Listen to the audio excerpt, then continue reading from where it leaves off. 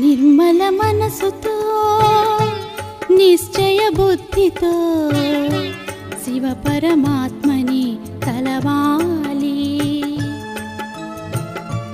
నిర్మల మనసుతో నిశ్చయ బుద్ధితో శివ పరమాత్మని కలవాలి. నిరంతరము ఆ నిరాకారుని విస్మరించక నడవాలి. నిరంతరము ఆ నిరాకారుని విస్మరించక నడవాలి.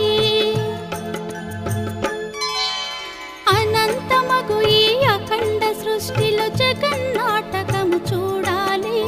పరమగుహ్యమగు జ్ఞానామృతమును తనివి తీరగా పొందాలి. అనంతమగు ఈ అఖండ సృష్టిలో జగన్నాటకము చూడాలి. పరమగుహ్యమగు జ్ఞానామృతమును తనివి తీరగా పొందాలి. నిర్మల మనసుతో నిశ్చయ బుద్ధితో శివ పరమాత్మని కలవాలి. నిర్మల మనసుతో నిశ్చయ బుద్ధితో శివ పరమాత్మని. ఓం శాంతి. మధురమైన 20 డేటు 27/20. మధురమైన పిల్లలు బంధనముక్తులై సర్వీస్లో తత్పరులై ఉండండి. ఎందుకంటే ఈ సేవే మీకు చాలా ఉన్నతమైన సంపాదన. ఈ సేవలో మీకు చాలా ఉన్నతమైన సంపాదన ఉంటుంది. 21 జన్మల కోసం మీరు వైకుంఠానికి యజమానులు అవుతారు.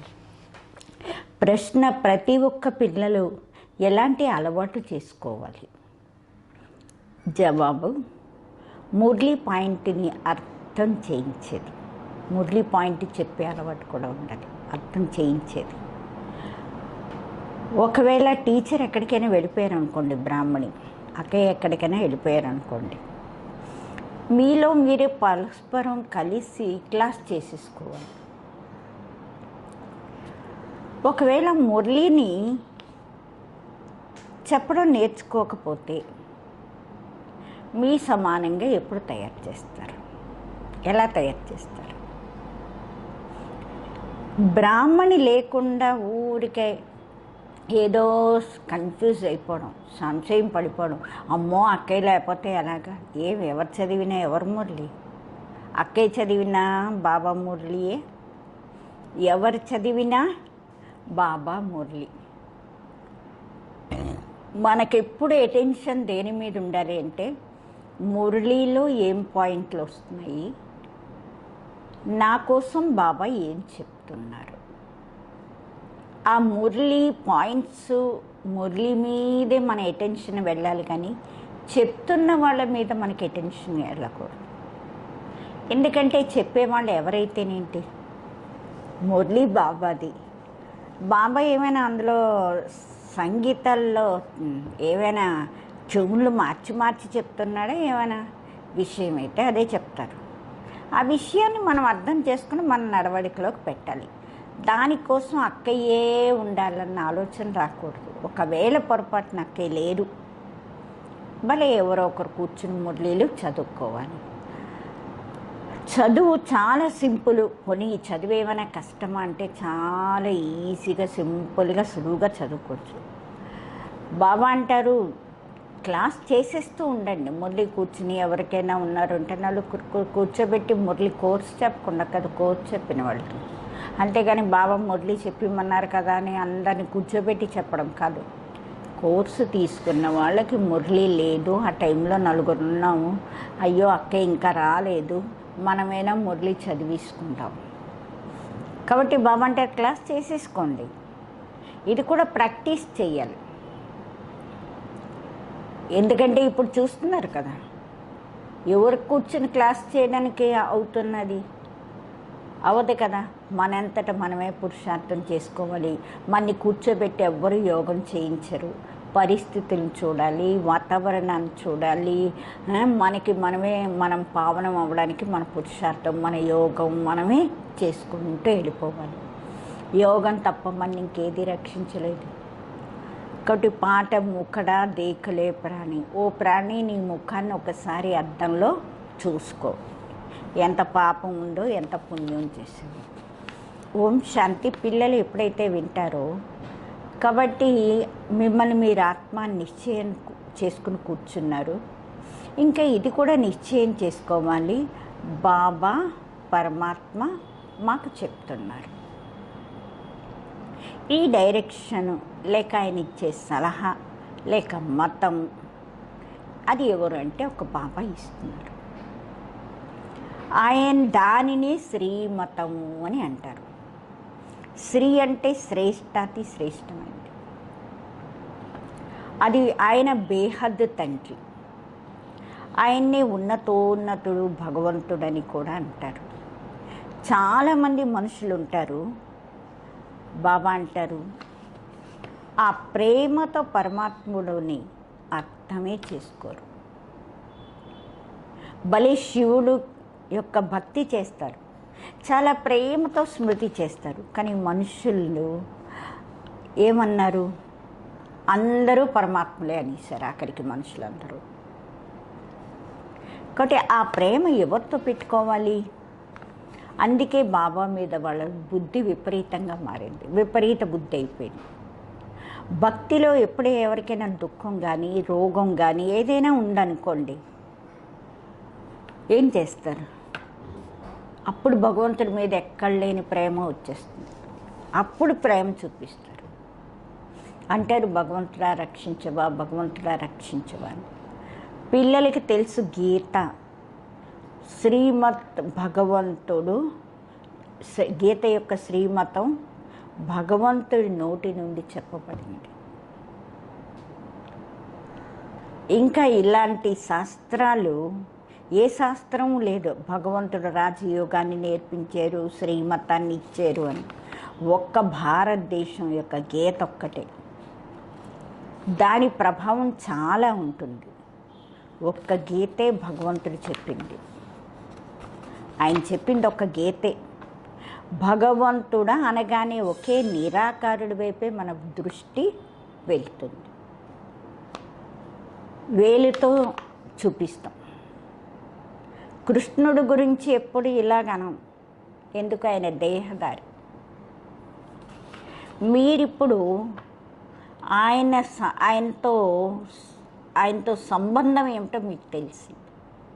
అందుకే అంటారు, బాబాని స్మృతి చేయండి, ఆయన మీద ప్రీతి పెట్టుకోండి. ఆత్మ తన తండ్రిని జ్ఞాపకం చేసుకుంటుంది. ఇప్పుడు ఆ భగవంతుడు పిల్లల్ని చదివిస్తున్నారు. ఆ నశ చాలా ఎక్కాలి అంటున్నారు బాబా. ఇంకా నశ కూడా స్థిరంగా ఉండాలి.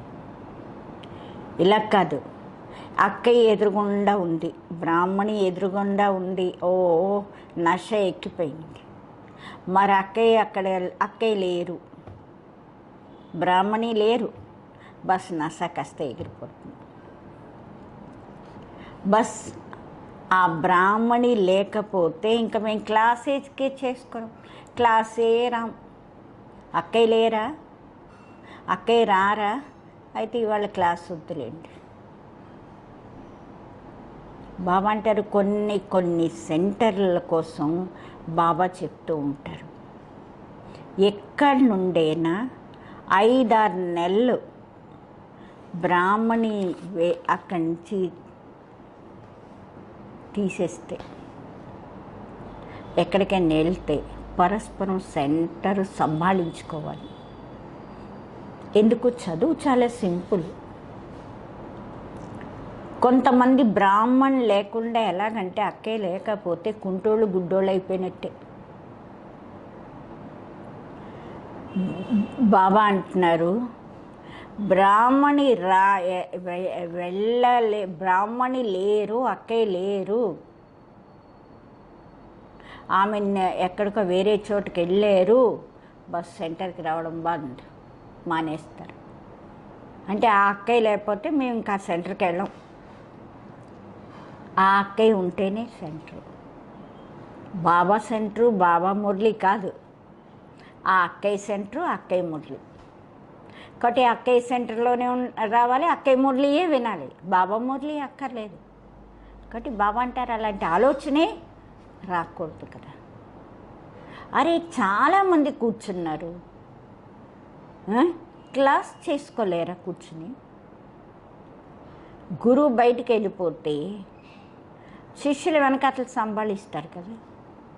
పిల్లలు మీరు సర్వీస్ చేయాలి. స్టూడెంట్లో నెంబర్ వారీగా ఉంటారు. బాబ్ దాదాకి తెలుసు అక్కడక్కడ ఫస్ట్ క్లాస్ అయిన వాళ్ళని పంపుతారు. పిల్లలు ఇన్ని సంవత్సరాలు నేర్చుకున్నారా? కొంచెమైనా ధారణ చేసుకుని ఉంటారు కదా. సెంటర్ అందరూ కలిసి మెల్లిగా సెంటర్ నడిపించడానికి మురళి అయితే మీకు వస్తున్నది కదా, పాయింట్ ఆధారంతో కదా చెప్తూ ఉంటారు. వినే అలవాటు అయిపోతే బాబా అంటారు వినిపించే అలవాటు ఉండదు, చెప్పే ఇంకా అలవాటు ఉండదు. యోగంలో ఉంటేనే ధారణ కూడా జరుగుతుంది. సెంటర్లో ఇలాగా ఎవరో ఒకరు ఉండాలి, చెప్పాలి. మంచి బ్రాహ్మణి అంటారు కదా సెంటర్లో. బాబా అంటారు ఇలా అయితే కొంతమంది ఉండాలి. లేకపోతే అంటారు ఏమని అంటే అక్కయ్య వెళ్ళిపోయారు, బస్ ఆమె వెళ్ళిపోతే మేము ఆ సెంటర్ని సంభాళిస్తాం. ఆమె ఎక్కడికైనా వెళ్ళారు, పర్వాలేదు, మేము కొన్నాళ్ళు మేము సంభాళిస్తాం. బాబా బ్రాహ్మణిని ఎక్కడైనా మంచి సెంటర్కి పంపించేస్తూ ఉంటారు, సర్వీస్ కోసం పంపుతారు. బ్రాహ్మణి లేకుండా ఊరిక సంశయంలోకి రాకూడదు కదా. బాబా అంటున్నారు ఆ బ్రాహ్మణిలాగా ఇంకెవ్వరూ తయారు కాలేరా? మీ సమానంగా ఎలా తయారు చేస్తారు? ప్రజలు ఎలా తయారవుతారు? మురళి అందరికీ వస్తున్నది, పిల్లలకి ఖుషి ఉండాలి. మేము కూర్చుని చక్కగా మురళి చెప్తాము అన్నా మీకు కూడా ఖుషి ఉండాలి. ప్రాక్టీస్ చేస్తే సర్వీసబుల్ కాగలుగుతారు. బాబా అడుగుతారు సర్వీసబుల్ అయ్యారా అని. అంటే ఎవ్వరూ తయారవ్వలేదా? సర్వీస్ కోసం సెలవైనా తీసుకోవాలి.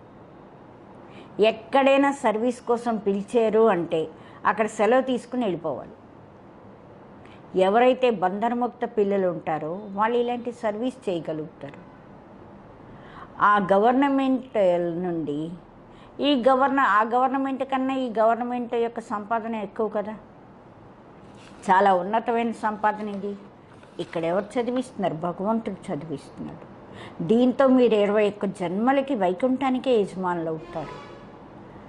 ఎంత భారీ సంపాదన! బాబా అంటున్నారు ఆ సంపాదన మీకేమొస్తుంది? అల్పకాల సుఖం. ఇక్కడైతే విశ్వానికే యజమానులు అవుతారు. ఎవరికైతే పక్కా నిశ్చయం ఉంటుందో వాళ్ళు అంటారు మేము ఈ సేవలో తప్పకుండా ఉంటాము అంటారు. కానీ నష ఉండాలి. చూడండి, మేము ఎవరికైనా చెప్పగలుగుతున్నామా? చెప్పాలి అంటే చాలా సులువు. కలియుగ అంతిమంలో ఇన్ని కోట్ల మంది మనుషులు ఉంటారు. సతయుగంలో తప్పకుండా తక్కువ మంది ఉంటారు. దానిని స్థాపన కోసం బాబా సంగమ యుగంలో వస్తారు. పాత ప్రపంచం వినాశనం కావాల్సింది. మహాభారత యుద్ధానికి ప్రఖ్యాతి ఉంది. బాబా అంటారు ఆ యుద్ధం ఎప్పుడు జరుగుతుంది?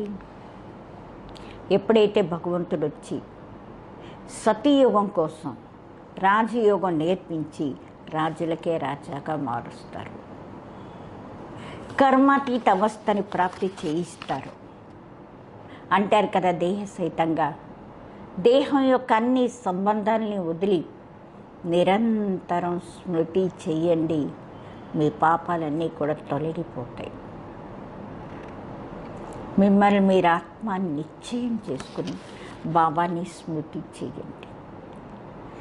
ఇదే మనకు కష్టమైంది. యోగం అంటే అర్థం ఒక్క మనిషికి కూడా తెలియదు యోగం అంటే ఏంటి. బాబా అంటారు భక్తి మార్గం కూడా డ్రామాలో ఫిక్స్ అయి ఉంది. భక్తి మార్గం ఉండవలసిందే, అది నడుస్తుంది. ఎందుకంటే ఆట తయారై ఉంది. జ్ఞానం, భక్తి, వైరాగ్యం. వైరాగ్యం కూడా 2 రకాలు ఉంటుంది. ఒకటి హద్దుగల వైరాగ్యం, రెండోది బేహద్దు వైరాగ్యం.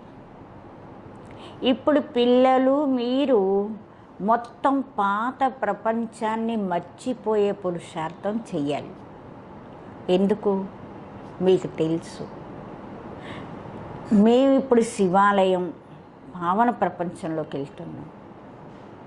మీరందరూ బ్రహ్మకుమార్ కుమారీలు, సోదర సోదరీలు. వికారి దృష్టి అన్నది ఉండకూడదు. ఈ రోజుల్లో అందరి దృష్టి చెడుగానే మారిపోయింది. తమో ప్రధానం, దీని పేరే నరకం. కానీ ఎవరైనా మేము నరకవాసీలము అని అనుకుంటున్నారా? స్వయానికి తెలియనే తెలీదు. అండమైతే అంటారు స్వర్గం నరకం ఇక్కడే ఉన్నాయని. ఎవరి మనసుకి ఏది తోస్తే అది అనేస్తూ ఉంటారు. ఇదేం స్వర్గం ఏం కాదు కదా. స్వర్గంలో రాజధాని ఉండేది. బాబా అంటారు ధార్మికతతో ఉండేవాళ్ళు. వాళ్ళకి ఎంత బలం ఉండేది. ఇప్పుడు మీరు దానికోసం ఏం చేస్తున్నారు? పురుషార్థం చేస్తున్నారు. విశ్వానికి యజమానులు అవుతారు. ఇక్కడ మీరు వచ్చిందే విశ్వానికి యజమానులు కావడం కోసం. హెవెన్లీ గాడ్ ఫాదరు, ఆయన్నే శివ్ పరమాత్మ అంటారు. ఆయన మిమ్మల్ని చదివిస్తున్నారు. పిల్లల్లో ఎంత నశ ఉండాలి. చాలా సులువైన జ్ఞానం, ఈజీ నాలెడ్జ్. పిల్లల్లో ఏవైతే పాత అలవాట్లు ఉండిపోయాయో అవి వదిలేయాలి. ఈర్ష్య యొక్క అలవాటు చాలా నష్టాన్ని కలిగిస్తుంది. మీ మొత్తం అంతా మురళి మీదే ఆధారపడి ఉంది. మీరు ఎవరికైనా మురళి ద్వారా అర్థం చేయించవచ్చు. కానీ లోపల ఈర్ష్య ఉంటుంది. ఈర్ష్య ఉంటే వీళ్ళు ఏమైనా అక్కయ్యా ఏంటో ఊరికి అక్కయ్యలా చెప్పేద్దాం అనుకుంటున్నారు అని వేరేవాడు పాపం చెబుతున్నా వాళ్ళ మీద ఈర్ష్య పడిపోతారు. వీళ్ళు ఏమైనా బ్రాహ్మణిలా అంటే అక్కయ్యలా, ఓ సెంటర్లో అక్కయ్యలాగా అనేసుకుంటున్నారు. ఇదేం వీళ్ళకేం తెలుసు. బాబా అంటారు బాస్ రెండో రోజు మర్రారు. వాళ్ళు చదువుతున్నారు అంటే మర్రారు. బాబా అంటారు ఇలాంటి పాత అలవాట్లు అయిపోయి ఈ కారణంగానే డిస్సర్వీస్ కూడా జరుగుతూ ఉంటుంది. చెప్పాలి అంటే జ్ఞానం చాలా ఈజీ. కుమారీలకైతే ఏ పని లేదు కదా. వాళ్ళకే పని, వ్యాపారాల, ఉద్యోగాల. వాళ్ళని అడుగుతారు చదువు ఈ చదువు మంచిదా, ఆ చదువు మంచిదా అంటారు. ఇది చాలా మంచిదని. బాబా ఇప్పుడు మేము ఇంకా చదవము అంటారు. మాకు మనసు దాని మీద ఉండటం లేదు, ఆ చదువు మీద మనసే ఉండటం లేదని. లౌకిక తండ్రి జ్ఞానంలో లేకపోయినట్లయితే ఏం పడతాయి? దెబ్బలు పడతాయి. అప్పుడు కొంతమంది అమ్మాయిలు బలహీనమైపోతారు. కాబట్టి చెప్పాలి ఈ చదువుతో మేము మహారాణి అవుతాం, ఆ చదువుతో ఏ పైసాకి పనికిరాని ఉద్యోగం చేస్తాం అంతే కదా. మహా అయితే కొంచెం డబ్బుల కోసం. ఈ చదువు భవిష్యత్ 21 జన్మల కోసం స్వర్గానికే యజమానులు అవుతాం. ప్రజలు కూడా స్వర్గవాసీలు అవుతారు. ఇప్పుడు అందరూ నరకవాసీలే. ఇప్పుడు బాబా అంటారు మీరు ఒకప్పుడు సర్వగుణ సంపన్నంగా ఉండేవారు. సర్వగుణాలతో సంపన్నంగా అంటే ఎప్పుడు అన్ని గుణాలతో నిండి ఉండేవాళ్ళు. ఇప్పుడు మీరు ఎంత తమోప్రధానమైపోయారు. మెట్లు దిగిపోతూ వచ్చారు. భారతదేశం దాన్నే బంగారు పిచ్చుక అనేవారు. ఇప్పుడు పైసా లేదు, టిక్కర అంటే బాబా అంటారు ఇప్పుడు రాళ్ళల్లాగా అయిపోయారు. బాబా అంటారు ఒకప్పుడు భారతదేశం 100కి 100 పళ్ళు సంపన్నంగా ఉండేది, ఇప్పుడు 100కి 100 పళ్ళు బికారి అయిపోతున్నారు. మీకు తెలుసు మేము విశ్వానికి యజమానం పారస్నాథుల్లా ఉండేవాళ్ళం, మళ్ళీ 84 జన్మలు తీసుకుంటూ ఏమయ్యాం? రాతినాథులు అయిపోయాం. మనుషులే కానీ పారస్నాథ పత్తర్నాథ అంటారు. అంటే బంగారు బుద్ధికిను రాతి బుద్ధి, పారస్ బుద్ధి రాతి బుద్ధి. బాబా అంటారు గీతల్లో కూడా విన్నారు కదా, మీ లోపల మీరు చూసుకోండి మేము ఎంతవరకు యోగ్యులయ్యాం. పాట విన్నారు కదా, ఓ ప్రాణి నీ ముఖాన్ని ఒకసారి అద్దంలో చూసుకోండి. కాబట్టి మీ లోపల చూసుకోండి మేము ఎంతవరకు యోగ్యులయ్యాం. నారదుడు ఉదాహరణ చెప్తారు, కానీ రోజు రోజుకి పడిపోతూ ఉంటారు. పడుతూ ఆఖరికి ఎక్కడికి వచ్చారు? ఊబిలో పేకల వరకు చిక్కుపోయి ఉన్నారు. ఇప్పుడు బ్రాహ్మణి అక్కయ్య అందరు పిలకలు పట్టుకుని ఆ ఊబిలోంచి లాగుతున్నారు బయటికి. ఏం చేస్తున్నారు? బ్రాహ్మణీలు అక్కయ్యలు ఏం చేస్తున్నారు? అందరు పిలకలు పట్టుకుని ఆ ఊబిలోంచి బయటికి తీస్తున్నారు. బాబా అంటున్నారు కొంతమందికి పట్టుకోవడానికి జాగావే ఉండదు. ఎందుకు? పిలక ఉంటుంది ఏంటి? కాబట్టి పిలకని పట్టుకోవడం ఈజీ, పిలక లేకపోతే పట్టుకోవడం చాలా కష్టం. ఒకటి ఊబిలోంచి తీయాలి అంటే పిలక పట్టుకోవాలి. ఊబిలో ఎలా చిక్కుకుపోయారో ఇంక అడక్కండి. భక్తి యొక్క రాజ్యం. మీరు ఇప్పుడు అంటారు బాబా మేము కల్పం ముందు కూడా మీ దగ్గరకు వచ్చాము, రాజ్యభాగ్యం తీసుకోవడానికి కల్పం ముందు కూడా మీ దగ్గరకు వచ్చాము. లక్ష్మీనారాయణల మందిరానికి భలే మందిరాలు తయారు చేస్తున్నారు, కానీ వాళ్ళకి తెలియదు వీళ్ళకి ఎలాగ ఈ లక్ష్మీనారాయణలు విశ్వానికి యజమానులు అయ్యారు అని. ఇప్పుడు మీరు ఎంత సమర్థవంతులయ్యారు. మీకు తెలుసు వీళ్ళు ఈ రాజ్య భాగ్యాన్ని ఎలా పొందారు అని, మళ్ళీ 84 జన్మలు ఎలా తీసుకున్నారు అని. బాబా అంటారు బిర్లాలు అయితే చాలా మందిరాలు, బిర్లాలు తాత బిర్లా ఎన్ని మందిరాలు కట్టేస్తున్నారు. ఎలాగైతే బొమ్మల్ని తయారు చేసినట్టే ఆ చిన్న చిన్న బొమ్మలు. బాబా అంటున్నారు వీళ్ళు కాకపోతే అవన్నీ చిన్న చిన్న బొమ్మలు ఉంటే వీళ్ళు పెద్ద పెద్ద బొమ్మలను తయారు చేస్తున్నారు. ఈ బొమ్మల్ని తయారు చేసి ఏం చేస్తున్నారు? పూజ చేస్తున్నారు. కానీ వాళ్ళు ఎవరు ఏమిటి వాటి గురించి అస్సలు ఏమీ తెలియదు. బస్ తెలియకుండా బొమ్మలకు పూజ చేసుకోవడమే. ఇప్పుడు మీకు తెలుసు బాబా మమ్మల్ని ఎంత షౌకర్గా తయారు చేశారు. ఇప్పుడు మనం ఎంత కంగాళి అయిపోయాం. ఎవరైతే పూజ్యులుగా ఉండేవారో వాళ్ళే పూజారీలు అయిపోయారు. భక్తులు భగవంతుడి గురించి అంటారు మీరే పూజ్యులు, మీరే పూజారి అని. మీరే సుఖం ఇస్తారు, మీరే దుఃఖం కూడా ఇస్తారు అని, అన్నీ మీరే చేస్తారు. బాస్ అందులోనే మునుగుంటారు. అంటారు ఆత్మ నిర్లేపి, ఏమైనా తినండి తాగండి బాస్ మౌజుగా ఉండండి. ఈ శరీరానికి లేపక్షేపాలు అంటుకుంటాయి, ఆత్మకు అంటుకోవనుకుంటారు వాళ్ళు. అవి దేనికి అంటుకుంటాయి కాబట్టి గంగలో స్నానం చేయించేస్తే ఈ శరీరాన్ని పావనం అయిపోతుంది, శుద్ధమైపోతుంది. బాబా అంటారు కాబట్టి ఏది కావాలంటే అది తినండి, ఏమైపోదు. ఏవేం ఫ్యాషన్లు బస్ ఎవరు ఏ ఆనవాయితీ చెప్పారో దానిలో నడవడం మొదలుపెట్టేస్తుంటారు ఎవరైనా చెప్పేసరికి. ఇప్పుడు బాబా అయితే చెప్తారు ఈ విషయ సాగరం నుండి ఇప్పుడు శివాలయం వైపుకి నడవండి. సతయుగాన్ని క్షీరఖండం అంటారు, క్షీరసాగరం అంటారు సతయుగాన్ని. ఇది విషయసాగరం. మీకు తెలుసు మే 84 జన్మలు తీసుకుంటూ పతితులైపోయింది. అందుకే పతిత పావనుడైన బాబాని పిలుస్తాం.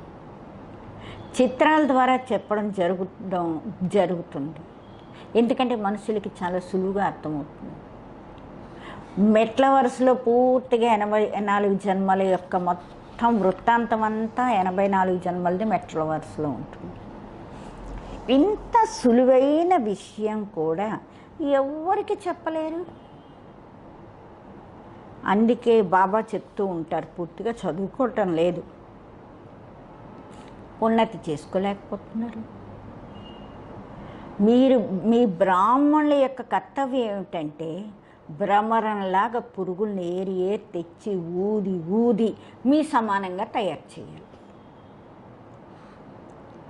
ఇంకా మీ పురుషార్థం సర్పంలాగా పాత కుబుసాన్ని వదలాలి, కొత్త తీసుకోవాలి. పాత శరీరాన్ని వదిలేయాలి, కొత్త శరీరం తీసుకోవాలి పాములాగా. మీకు తెలిసి పాతది సడలిపోయిన శరీరం ఇది, దీన్ని వదిలేయాలి. ఈ ప్రపంచం పాతది, ఈ శరీరం కూడా పాతదే. ఇప్పుడు ఇది వదిలేసి కొత్త ప్రపంచంలోకి వెళ్ళాలి. మీ చదువు కొత్త ప్రపంచమైన స్వర్గం కోసం ఈ చదువు. ఈ పాత ప్రపంచం వినాశనం అయిపోతుంది. సముద్రం యొక్క ఒక పెద్ద కెరటం వచ్చిందంటే మొత్తం అంతా కింద మీద అయిపోతుంది. మొత్తం ఎంతో దూరం వరకు తుడుచుకుపోతుంది. వినాశనం కావాల్సిందే. ప్రకృతి వైపరీత్యాలు ఎవరిని వదిలిపెట్టవు. अच्छा मीठे मीठे सिखलदे बच्चों प्रति माता पिता बाप दादा के याद प्यार और गुड मॉर्निंग. रूहानी बाप की रूहानी बच्चों को नमस्ते. हम रूहानी बच्चों की रूहानी बाप दादा को याद प्यार गुड मॉर्निंग और नमस्ते. धारणा కోసం ముఖ్య సారం. లోపలైతే ఈర్ష పాత అలవాట్లు ఉన్నాయో వాటిని వదిలేసి మీలో మీరు ఎంతో ప్రేమగా కలిసి ఉండండి. ఒకరి మీద ఒకరు ఈర్ష పడకండి. ఈర్ష కారణంగా చదువును వదిలేకండి. ఎందుకంటే చదువు బాబాది. ఎవరు చదివితేనేంటి మురళి వినడానికి? ఎవరు చదివినా మనం వినాలంటే మురళి బాబాదనుకుని వింటే వాళ్ళు చదవని వీళ్ళు చదవని మైక్ ఏదైతేనేంటి, చిన్న మైక్ అయితేనేంటి, పెద్ద మైక్ అయితేనేంటి, ఏ మైక్ అయినా వినడానికి ఒకటే కదా, అందులో చెప్పేది ఒకటే కదా. కాబట్టి మనం ఇవన్నీ చూడకూడదు. ఈరోజు మురళి వినాలి. భలే ఎవరు అక్కడ ఉన్నారో, ఎవరికి అక్కడ అవకాశం వచ్చిందో, వాళ్ళు అక్కయ్యలు లేరు, భలే ఎవరో ఒకరు చదువుతున్నారు, మనకి బాబా మురళి కావాలి, వెళ్ళి మురళి వింటున్నాం, మన పురుషార్థాన్ని చెయ్యాలి. బాబా ఏం చెప్పారు, నన్ను ఏం చేయమన్నారని వింటారా? వాళ్ళు చదివితే బాగుంది, వీళ్ళు చదివితే బాగుండి, వాళ్ళైతే బాగా చెప్తారు, వీళ్ళైతే బాగా చెప్తారు. ఎవరు బాగా చెప్తారంటే మురళి బాగా చెప్తున్నాడు. మనం వినడంలో తేడా కానీ బాబా మురళిలో తేడా ఏమీ లేదు. కాబట్టి బాబా అంటారు ఈర్ష్య కారణంగా చదువు వదిలేస్తూ ఉంటారు. అలా వదిలేయకండి. ఈ పాత సడలిపోయిన శరీర భ్రాంతిని వదిలేయండి. భ్రమరంలాగా అందరికీ జ్ఞానం ఊది అలా కీటకాల్లాగా పురుగుల్లాగా ఉన్న వాళ్ళని బాబా అంటున్నారు మీ సమానంగా మార్చే సేవ చేయండి. అంటే పతితుల్ని పావనం చేయండి. ఇదే ఆత్మిక వ్యాపారంలో ఉండండి. ఎక్కడెక్కడ వాళ్ళని తీసుకురావడం, జ్ఞానం ఊదుతూ ఉండడం, మీలాగే వాళ్ళని కూడా తయారు చేస్తూ ఉండడం.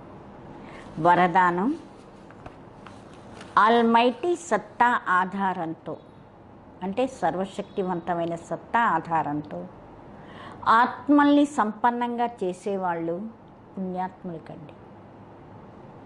ఎలాగైతే దాన పుణ్యాల సత్తా ఉండేవాళ్ళు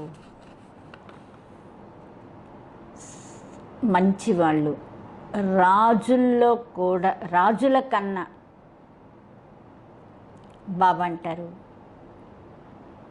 అంటే దాన పుణ్య సత్తా ఉండే మంచి రాజుల్లో వాళ్ళ సత్తా ఫుల్ పవర్గా ఉంటుంది. ఆ పవర్ ఆధారంతో బాబా వాళ్ళు ఎవరినైనా రక్షిస్తారు. అలాగే మీరు మహాదానీలు, పుణ్యాత్ములు డైరెక్ట్ బాబా ద్వారా ప్రకృతి జీతులు, మాయాజీతు యొక్క విశేష సత్తా మీకు లభించింది. ప్రకృతి జీతయ్యే సత్తా, మాయాజీతులయ్యే సత్తా మీకు లభించింది. మీరు మీ శుద్ధ సంకల్పాల ఆధారంతో ఎవ్వరి ఆత్మకైనా సరే, ఎవ్వరి ఆత్మనైనా సరే బాబాతో సంబంధం జోడించి సంపన్నంగా చేయగలరు. కాకపోతే ఆ సత్తాని యథార్థ రీతిలో వినియోగం చేయండి. ఆ సత్తాని యథార్థ రీతిలో వినియోగం చేయండి. స్లోగన్: ఎప్పుడైతే మీరు మీ సంపూర్ణత యొక్క బాబా అంటారు శుభాకాంక్షల్ని శుభాన్ని చేసుకుంటారంటే శుభాకాంక్షలు పొందేటట్లు చేసుకుంటారో అప్పుడే సమయం ప్రకృతి మాయ వీడ్కోలు తీసుకుంటుంది. అంటే మీరు ఎప్పుడైతే శుభాకాంక్షలు పొందడానికి సంపూర్ణంగా తయారైపోతారో అప్పుడు సమయం ప్రకృతి మాయ అన్నీ వీడ్కోలు తీసుకుంటాయి మీ నుండి. అచ్చా. ఓం శాంతి.